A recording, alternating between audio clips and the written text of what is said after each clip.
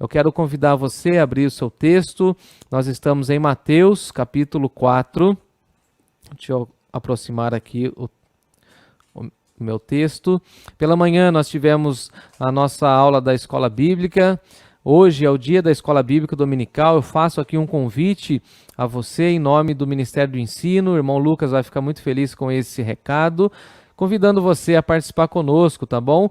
Às 10h30, todo domingo, temos tido boas aulas e nós estamos estudando o Evangelho segundo Mateus. A partir de quarta-feira, nós falaremos também das parábolas do reino no culto de oração. E hoje pela manhã, eu falei a respeito das tentações que Jesus sofreu, como vencer as tentações, e agora eu quero seguir no mesmo texto a partir daquele verso onde eu parei. Pela manhã eu falei em Mateus capítulo 4, do versículo 1 até o versículo 11, e agora à noite eu quero falar sobre a mensagem do reino a partir do versículo 12. Então, eu estou em Mateus capítulo 4, a partir do versículo 12 até o versículo de número 17. Eu peço que você me acompanhe na leitura e também siga os versos aí na sua Bíblia ou no seu aplicativo, eu não sei aonde você está lendo o texto bíblico, tá bom? Eu estou então em Mateus capítulo 4, a partir do versículo 12.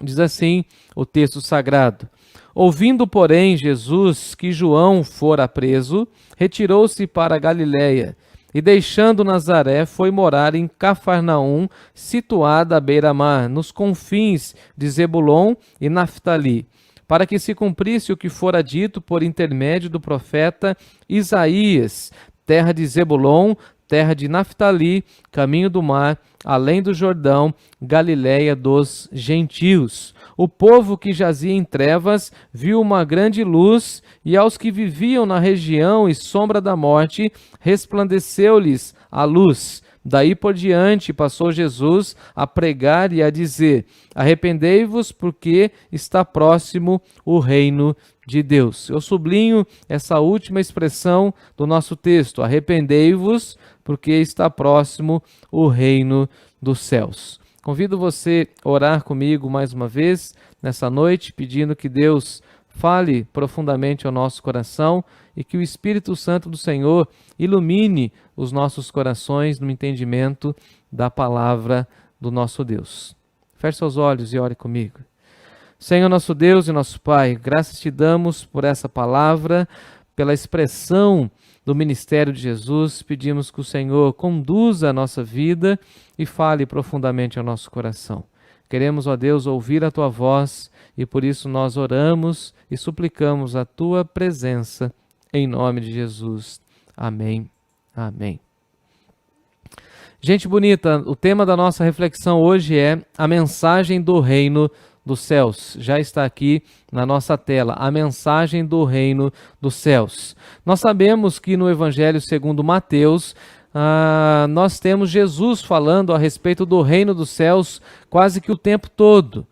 Basicamente, como Mateus estava escrevendo a judeus, ele não usa a expressão o reino de Deus, porque os judeus não gostavam de ficar usando e citando o nome de Deus de maneira recorrente, porque eles tinham o entendimento de que eles poderiam estar pecando ou usando o nome de Deus em vão, e por conta disso, no Evangelho de Mateus, nós temos essa expressão, o reino dos céus. Na realidade, são sinônimos, e nós já aprendemos isso, inclusive teremos uma aula extra a esse respeito no mês de maio. O irmão Lucas, o Eduardo e eu estaremos aí juntamente com vocês, participando e falando a esse respeito. Esse texto, como você já acompanhou e viu na leitura, ele está na sequência do texto que nós estudamos pela manhã. Caso você não tenha acompanhado conosco, convido você a dar uma olhadinha na nossa reflexão pela manhã, como vencer as tentações, porque na realidade é uma sequência muito estratégica em que o Evangelho de Mateus narra os primeiros passos do ministério de Jesus. Em primeiro lugar, Jesus sendo batizado e tendo aquele diálogo com João Batista. Depois nós temos as tentações de Jesus, como eu expliquei pela manhã, as 3 tentações, e aí na sequência nós temos o início do ministério de Jesus, o início do ministério público de Jesus, as primeiras falas, as primeiras pregações de Jesus. Então, o texto vai dizer para nós, a partir do versículo 12, que Jesus ouviu que João Batista havia sido preso, então ele se retira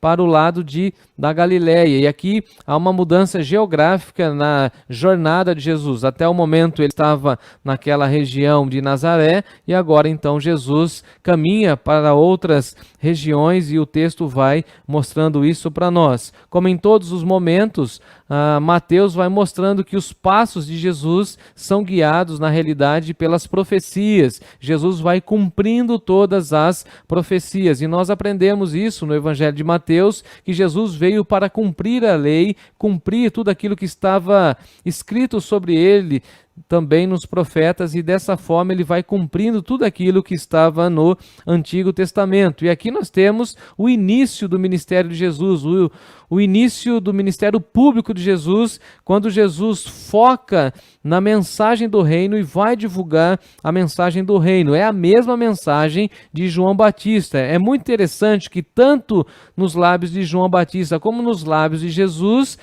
o discurso é o mesmo: arrependei-vos porque está próximo o reino dos céus. E os teólogos têm uma proposta para nós que eu acho muito interessante, que nós precisamos ter esse entendimento, que o reino ele tem 2 esferas ou 2 momentos, o já e o ainda não. Não sei se você já ouviu essa explicação do reino de Deus. O reino de Deus já está entre nós, porque Jesus implementou o reino de Deus, Jesus inaugurou o reino de Deus, e nós veremos isso, como ele prega o arrependimento e como ele chama as pessoas ao arrependimento, porque o reino de Deus está chegando, ele está implementando o reino, mas o reino de Deus ainda não está plenamente consumado, ou seja, nós não vivemos na plenitude do reino de Deus, e a plenitude do reino de Deus nós o gozaremos quando a igreja for arrebatada, quando subirmos com o Senhor nos ares, e ali estaremos com todos os salvos de todos os tempos, e haverá a consumação dos séculos. Então, por isso, na teologia, os teólogos vão falar do reino de Deus como o já, ele já está entre nós, já contemplamos o reino de Deus, assim como aprendemos na oração do Pai Nosso, venha o teu reino, já gozamos dos benefícios do reino de Deus, já gozamos da certeza de que moraremos com o Senhor para todo sempre, e essa é uma das mensagens do reino, mas ele não está 100% implementado entre nós, porque nós ainda estamos no aqui e no agora, nesse outro lado da vida, e nós aguardamos a redenção final, como o próprio Senhor Jesus diz no final do Evangelho de Mateus, a consumação dos séculos, mas gozamos da companhia do nosso Senhor e Salvador Jesus Cristo. Então, há um apelo e há um tom de urgência nessa mensagem. E João Batista fala a esse respeito: arrependei-vos porque está próximo o reino dos céus. E aí vem Jesus e fala a mesma mensagem. Tem um tom de apelo e um tom de urgência. Apelo porque convida os pecadores a se renderem ao Evangelho. Um apelo porque chama os pecadores ao arrependimento total, ao arrependimento radical, à mudança completa da sua vida, dos seus paradigmas, da forma de viver, mas também tem um tom de urgência, porque o reino está chegando, a iminência do reino. E sempre quando no primeiro século falava-se do reino de Deus, do reino dos céus, as pessoas então já tinham aquela consciência de que Deus aplicaria justiça, que Deus aplicaria o juízo. E aqui nós podemos então ter esse entendimento também, porque João Batista falava a respeito do reino dos céus com tanta veemência, e as pessoas confessavam seus pecados e contritos, arrependidos, iam para as águas do batismo, e Jesus adere o mesmo sermão e prega o arrependimento, prega a chegada do reino de Deus. E eu penso até que nós deveríamos ter essa consciência de que o reino de Deus já está entre nós e que o reino de Deus será extremamente consumado, será completamente realizado conforme o plano de Deus. Parece que as pessoas perderam essa noção de que Deus vai aplicar justiça, de que Deus é um Deus justo. Gostamos sempre de falar na face amorosa, na face misericordiosa, na face graciosa de Deus, mas as pessoas se esquecem de que aquelas pessoas que não se renderem ao Evangelho, que não estiverem do lado do Senhor Jesus, terão que enfrentar a presença e a figura de Jesus como juiz, na presença do seu Pai, o justo, o santo de Deus. E então, por isso que essa mensagem tem um tom de apelo, é um convite, é uma convocação solene da parte de Deus, por meio de Jesus, anunciando a chegada do reino de Deus, mas também traz um tom de urgência, porque aqueles que não estiverem do lado vitorioso, aqueles que não se renderem ao Evangelho, terão que enfrentar o juízo e a condenação de Deus. É curiosa como essa mensagem do reino dos céus, com esse tom de arrependimento, é a mesma mensagem nos lábios de João Batista, é a mesma mensagem nos lábios de Jesus, e quando Jesus envia os seus discípulos para a missão de pregação e de evangelização, Jesus fala para eles anunciar que o reino está próximo, que o reino está chegando, ou seja, o reino já está inaugurado, mas o reino terá a sua consumação, o reino está chegando, o reino de Deus está próximo. Então nós temos essa certeza, e os discípulos lá no Evangelho de Mateus capítulo 10 vão anunciar a mensagem do reino. Então eu gostaria que os irmãos me acompanhassem nessa reflexão. Eu dividi o texto em duas partes para facilitar e para que tenhamos também uma visão mais didática dessa passagem que nós vamos meditar aqui nesse texto. Em primeiro lugar, a mensagem do reino de Deus fala ou revela a luz. Fala ou revela a luz. Se você está acompanhando, a partir do versículo 15, nós temos o cumprimento da profecia que se encontra em Isaías, e essa profecia é muito interessante, e eu quero então explicar essa profecia. Essa profecia está no livro de Isaías, o profeta de Deus que anuncia Jesus como servo sofredor, mas que também anuncia que Jesus seria o rei que assumiria o trono de Davi, e lá no capítulo 9, a partir do verso 1 e 2, ele vai falar dessa profecia de maneira muito específica, e é nesse contexto, fazendo essa projeção sobre o Messias, que Isaías vai dizer para nós aquele texto que nós gostamos muito, que fala que Jesus é o príncipe da paz. Aquele texto em que nós, infelizmente, usamos somente na ocasião do Natal, mas que é muito profundo. Eu leio para os irmãos: porque o menino nos nasceu, um filho se nos deu, o governo está sobre os seus ombros e o seu nome será Maravilhoso Conselheiro. Então repare que Isaías tem essa percepção e essa visão da parte de Deus, que o Messias receberia todo o governo, e todo o governo, todo o poder seria dado a Jesus, ao Messias de Deus, e ele então seria considerado o maravilhoso conselheiro, o que de fato é grande verdade. Não há um conselheiro mais capaz, mais nobre, mais espiritual do que Jesus, e de fato o Messias cumpriu e continua cumprindo essa profecia, sendo para nós o maravilhoso conselheiro, o Deus forte, o Pai da eternidade, porque Jesus esteve com o Pai na criação de todo o universo, de tudo aquilo que existe.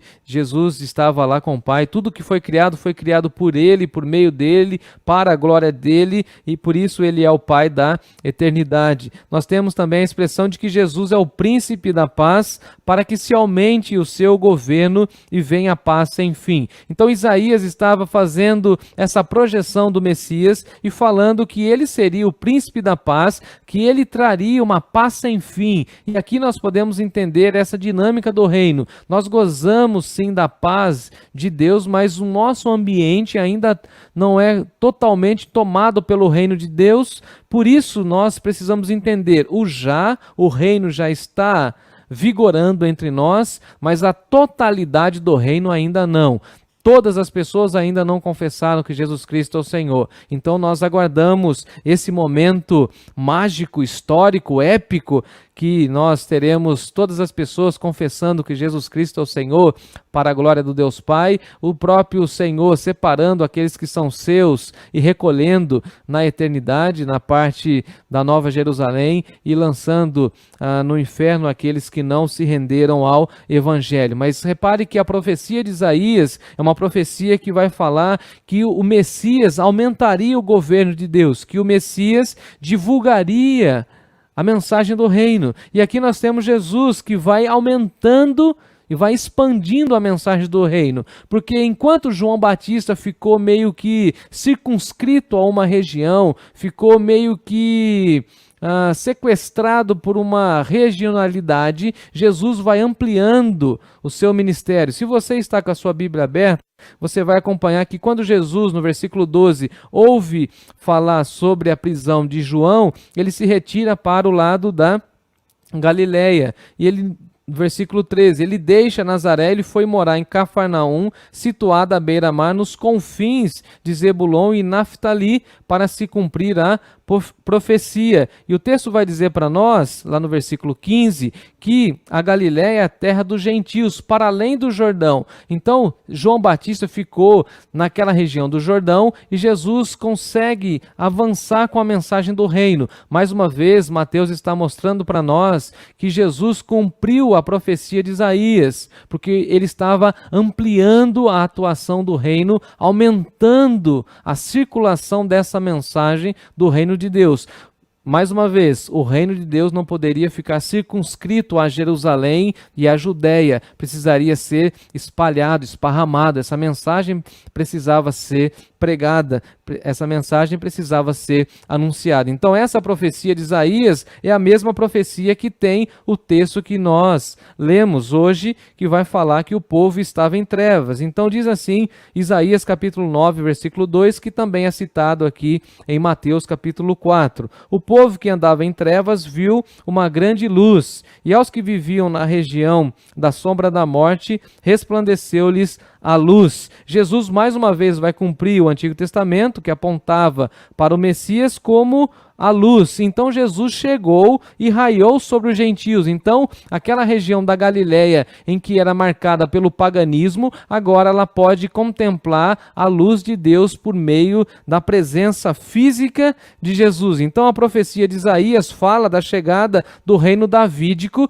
que traria a luz a uma região sombria. E aí raiou a luz e nós confiamos na luz, nós confiamos que essa luz é Jesus, porque diversas vezes ele mesmo disse, eu sou a luz do mundo. Então a luz faz esse contraste com as trevas. As trevas na Bíblia trazem um simbolismo de cegueira espiritual, depravação moral, desobediência espiritual, mas também com uma ideia de desalento ou desesperança, um sentido de perigo, de medo. Então repare que aquela região vivia com uma cegueira espiritual, vivia numa depravação moral, vivia sem nenhuma esperança, mas agora a luz raiou, o evangelho está sendo anunciado ali, a mensagem do reino chegou, porque Jesus chegou, e aonde a luz chega, as trevas se dissipam. É maravilhoso isso, porque a mensagem do reino revela a luz de Deus.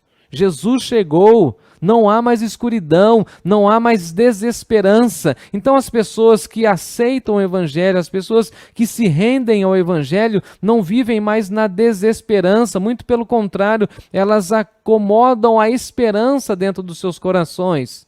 A pessoa que tinha uma vida moralmente depravada, conforme ela vê a luz de Deus, ela deixa a luz de Jesus brilhar em seu coração, essa mensagem vai transformando e vai dissipando, vai expulsando as trevas do seu coração. Aquela pessoa que tinha uma cegueira espiritual, que não conseguia entender a dinâmica do reino de Deus, logo agora ela está olhando, agora está enxergando, agora está visualizando o plano de Deus, a revelação de Deus, e ela começa também a se tornar uma luz, conforme já lemos no início do nosso culto. Assim brilhe a vossa luz diante dos homens, palavras do nosso Senhor e Salvador Jesus Cristo. Então a única saída para o povo que vivia nas trevas e que vive nas trevas ainda hoje é reconhecer, é conhecer que Jesus é a luz. A profecia diz que o povo veria a luz no Messias, e o Messias já veio. Jesus Cristo é a luz do mundo, e essa é a mensagem da igreja, essa é a mensagem do reino de Deus, essa é a mensagem, porque o próprio Senhor Jesus disse: aquele que me segue jamais andará em trevas, muito pelo contrário, terá a luz da vida. Então, quem conhece Jesus, quem reconhece que Ele é o Senhor e Salvador, não anda mais em trevas e agora tem em si a luz da vida. E essa mensagem nós precisamos pregar com esse tom de urgência, de emergência, e fazendo esse apelo às pessoas, porque essa era a mensagem que Jesus estava pregando. Jesus veio para colocar luz aonde havia trevas, para demonstrar que o evangelho estava brilhando. Então a primeira característica que eu quero trazer aos irmãos é que a mensagem do reino revela, mostra para nós a luz de Deus.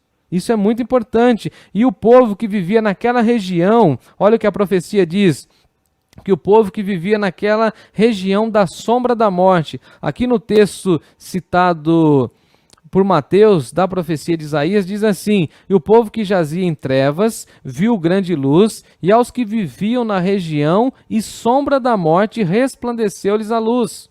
Aquela região era marcada ou reconhecida e conhecida naquele contexto como a região da morte, da sombra da morte. Uma região em que não havia nenhuma esperança. Uma região que as pessoas eram depravadas moralmente falando. Era uma região em que a sombra da morte parece que estava sobre aquela região. E vem Jesus e expulsa as trevas. É muito maravilhoso como o texto vai dizer para nós que a luz raiou no local onde a sombra da morte pairava, porque Jesus é a luz do mundo e a luz de Jesus resplandece no meio das densas trevas. É interessante que o apóstolo Paulo fala para nós dessa realidade. Ele fala o seguinte lá em Colossenses capítulo 1, versículo 13. Ele, Jesus, nos libertou do império das trevas. Eu acho magnífico esse texto. Eu lembro do dia da minha conversão. Ele nos libertou do império das trevas. Nós estávamos escravizados no pecado. Vivíamos na escuridão. Não conhecíamos a luz de Deus. Mas Ele nos liberta do nosso passado, das nossas culpas, dos nossos pecados, das nossas mazelas. Ele nos liberta das nossas impiedades e iniquidades. E Ele nos liberta do império das trevas. Jesus vai lá e quebra a corrente que nos aprisionava a Satanás.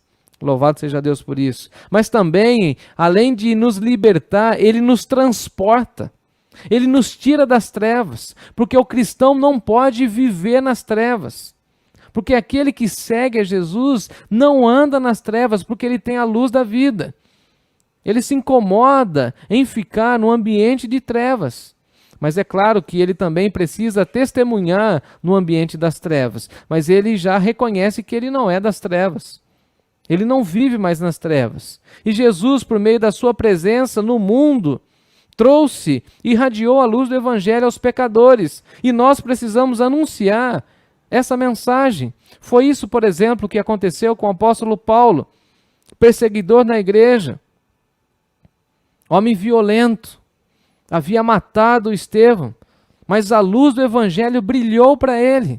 Ao passo em que ele vai escrever aos Coríntios e narra essa experiência, ele fala que o Deus desse século, ou seja, Satanás, está cegando o entendimento dos incrédulos para que eles não vejam a luz do evangelho. Mas o evangelho é muito mais poderoso do que o poder das trevas, graças a Deus, amém. Aleluia. Paulo chega a dizer o seguinte: das trevas resplandecerá a luz. É das trevas que vai resplandecer a luz, porque Ele mesmo resplandeceu em nosso coração, ou seja, o próprio Deus que resplandece no nosso coração, o próprio Deus que ilumina o nosso coração, para que a gente veja a nossa própria escuridão, com a finalidade de que nós vejamos o conhecimento da glória de Deus. na face de Cristo Jesus, 2 Coríntios capítulo 4, versículo 6. Então a primeira mensagem do reino fala a respeito da luz, e a segunda mensagem do reino fala a respeito do arrependimento. A mensagem do reino exige arrependimento. Me acompanhe no versículo 17, por favor. Daí por diante, passou Jesus a pregar e a dizer, olha que interessante, a expressão aqui, pregar, significa que Jesus estava proclamando. Ele prega e ele diz essa mensagem. Qual mensagem? A mesma mensagem de João Batista. E qual o teor dessa mensagem? Arrependei-vos, porque está próximo o reino dos céus. Então repare que Jesus tinha a mesma mensagem durante toda a sua jornada ministerial. Eu acho que algumas pessoas que convivem com a gente no nosso tempo, que gostam de tantas e tantas novidades nas igrejas, teriam dificuldades ao ouvir Jesus. Porque Jesus tinha uma única mensagem. A mensagem de Jesus era o arrependimento. Jesus desejava que os líderes religiosos se arrependessem dos seus pecados, que as pessoas saíssem das trevas e viessem para a luz. Por isso, Jesus tinha tão somente uma única mensagem. Daqui a pouco eu vou demonstrar como essa mensagem também chega nas igrejas cristãs do primeiro século, ali no livro de Atos. Mas a expressão grega aqui, que fala para nós de arrependimento, literalmente significa conversão, mudança de rota. Lembra lá do GPS, alguns anos atrás, recalculando a rota? Quem se encontra com Jesus e precisa passar por essa experiência do arrependimento, ele muda de rota, ele tem uma conversão. Ele muda a direção, ele volta e segue um outro caminho, ou seja, ele vai no caminho oposto. Ele estava nas trevas, agora ele vai somente caminhar na direção da luz. Se ele estava na depravação moral, agora ele vai buscar a pureza moral. Se ele estava vivendo na iniquidade, agora ele vai buscar aquilo que que tem equidade, aquilo que é justo, aquilo que é correto, aquilo que é honesto. Se ele era desobediente, agora ele vai buscar aquilo que obedece, aquilo que tem obediência, aquilo que revela a glória de Deus. Se ele estava desonrando a Deus, agora ele vai buscar aquilo que honra a Deus, que glorifica a Deus, que agrada o coração de Deus. Então o arrependimento traz essa expressão para nós de conversão, de mudança radical de vida. Não tem como se encontrar com Jesus e ouvir a mensagem do reino e não ser transformado por essa mensagem. É interessante também que essa expressão era usada para os comportamentos, e essa expressão era usada nos comportamentos para mostrar que a pessoa tinha que mudar tal comportamento e fazer o oposto daquilo que ela fazia. As pessoas no primeiro século usavam essa expressão arrependimento para as crianças. Quando elas ensinavam as suas crianças e as crianças erravam ou faziam alguma malcriação ou desobedeciam, então elas falavam que era necessário que a criança se arrependesse. E qual era o sentido de arrependimento? No grego, arrependimento no sentido de parar o que está se fazendo e voltar a fazer aquilo que é correto. Então, por exemplo, uma mãe no primeiro século usava essa expressão arrependimento assim, a criança mentiu, então ela falava assim, se arrependa. O que é arrependimento? Reconheça que você mentiu, pare de mentir e fale a verdade. Então, o que Jesus está falando com essa mensagem de arrependimento é o seguinte, parem de viver para o pecado, parem de viver para as trevas, se arrependam e voltem-se para Deus. Então, a mensagem do reino de Deus traz essa contundência de retorno, de regresso à presença de Deus, de abandono à desobediência para ter uma vida de obediência diante de Deus. Arrependimento aqui, na realidade, exige reconhecimento do erro, reconhecimento de que somos pecadores, reconhecimento de que andamos em desobediência a Deus e isso não agrada ao Senhor, reconhecimento de que nós ferimos a santidade de Deus e assim queremos voltar. Queremos ser santos, queremos ser honestos, queremos ser justos, queremos carregar em nós a marca de ser um filho de Deus. Então o arrependimento traz essa mensagem, e a mensagem do reino tem a ver com esse tipo de arrependimento, ou seja, com o reconhecimento dos pecados, com a confissão de pecados. Porque João Batista, pregando essa mesma mensagem, as pessoas que iam até ele confessavam seus pecados, porque arrependimento sempre exige confissão. quando você está diante de uma pessoa que erra, você não precisa ficar pedindo que ela repita o seu erro. Na realidade, você precisa falar para ela, você precisa ter consciência de que isso está errado e que você não vai fazer mais isso. Isso é arrependimento. Esse reconhecimento de que aquele padrão, aquela conduta, aquele jeito de agir é errado, não agrada a Deus e você vai mudar, você vai voltar. Você vai se converter, você não vai mais agir daquela forma. E isso exige quebrantamento, contrição diante de Deus. Eu reconheço que sou pecador e não quero mais viver dominado pelo pecado.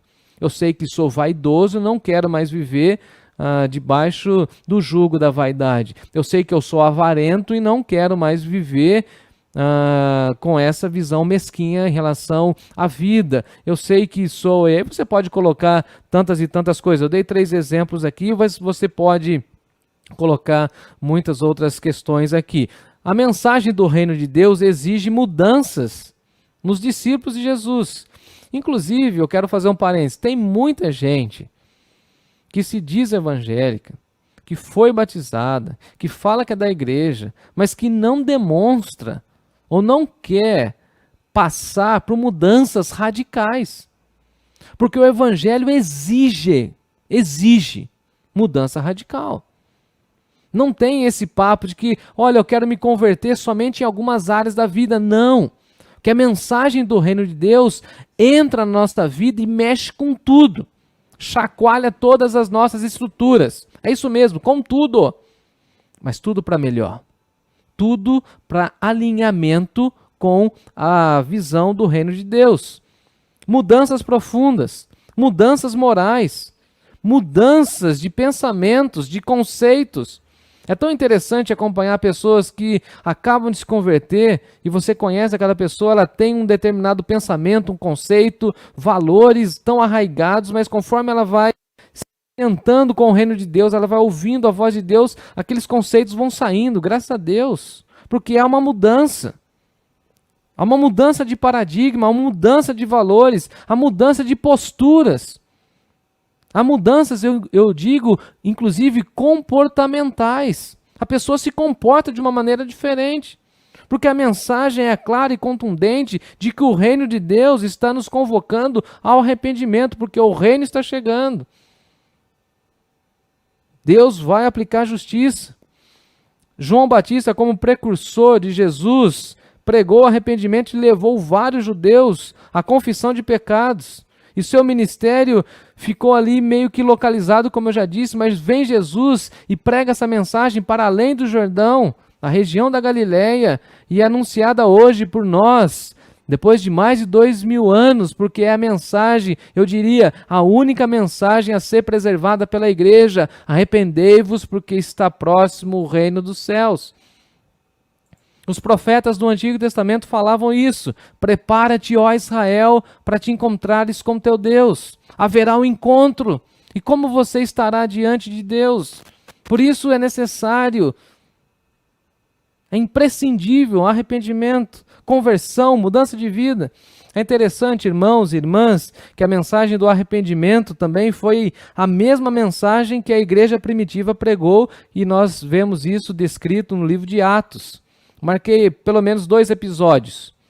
Primeiro episódio, você se lembra que em Atos capítulo 2, quando o Espírito Santo de Deus desce naquela ocasião do Pentecostes, e aí Pedro, como o primeiro líder da igreja cristã, vai fazer o seu sermão, ele vai convencer os israelitas, ele vai falar ainda meio que num tom judaico, mas ele vai mostrar que Jesus era o Nazareno, que Jesus era ressurreto. Ele vai falar que ele mesmo e os demais apóstolos eram testemunhas de Jesus, eram testemunhas oculares da ressurreição do nosso Senhor, e 3.000 pessoas ficam ali olhando para Pedro, convertidos, completamente tocados. O texto vai falar que eles ficaram compungidos, ou seja, contritos com seus corações, assim, querendo mais a respeito de Jesus.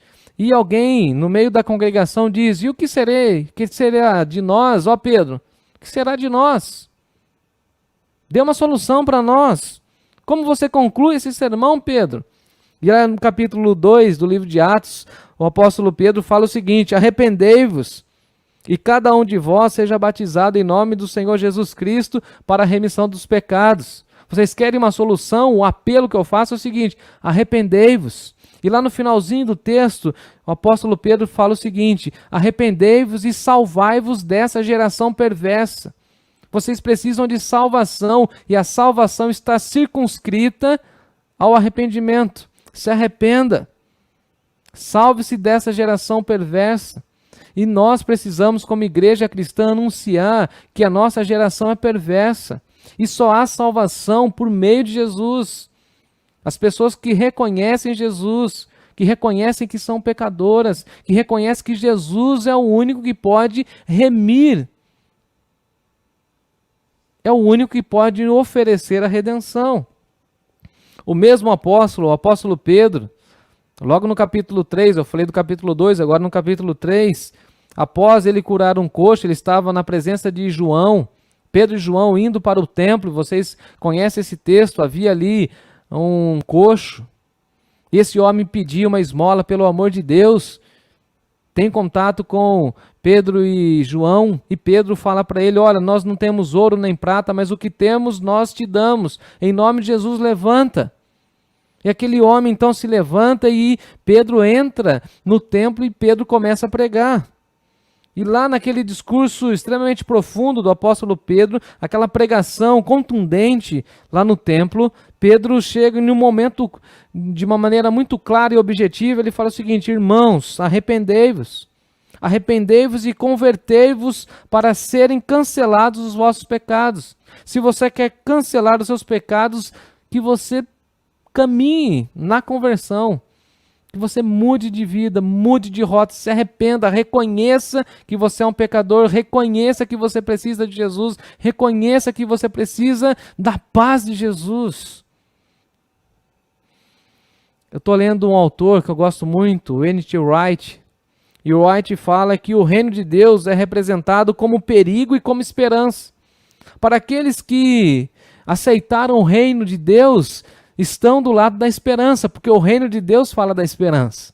Eu estou aqui pregando entusiasmado, falando da esperança. Eu tenho esperança da vida eterna, eu tenho esperança da redenção final, eu tenho esperança de que reinarei com o Senhor Jesus para todo sempre. Eu tenho esperança do novo corpo, eu tenho esperança da nova terra, da nova Jerusalém, porque aquela pessoa que é tomada pelo reino e que se rende à mensagem do reino, se arrepende, essa pessoa tem o seu coração tomado pela esperança. Mas a pessoa que não se rendeu ao reino fica com a sensação de perigo, porque a qualquer momento o próprio Deus pode pedir conta dessa vida. Então, o N.T. Wright fala o seguinte: se a justiça e a paz estão a caminho, aqueles que haviam deturpado a justiça ou perturbado a paz podem estar em apuros. Então quem não se rendeu ao evangelho está em apuros, porque o reino de Deus traz esperança àqueles que creem na sua mensagem, mas traz perigo para aqueles que ainda não creram. Ou seja, você e eu precisamos tomar cuidado com a mensagem do reino. Aqueles que rejeitam a mensagem do reino já estão condenados. Aqueles que creem na mensagem do reino já estão salvos, já estão libertos. Os judeus no primeiro século entenderam perfeitamente isso. Eles entendiam que o Messias inauguraria um novo momento, mas que depois dessa inauguração, da implementação do reino, chegaria o momento do juízo. E parece que nós perdemos essa noção de que um dia haverá juízo. Um dia haverá, conforme a Bíblia nos ensina, o acerto de contas, a separação. E eu concluo a minha fala dizendo que nós estamos diante de um apelo, de um convite ao arrependimento, de conversão.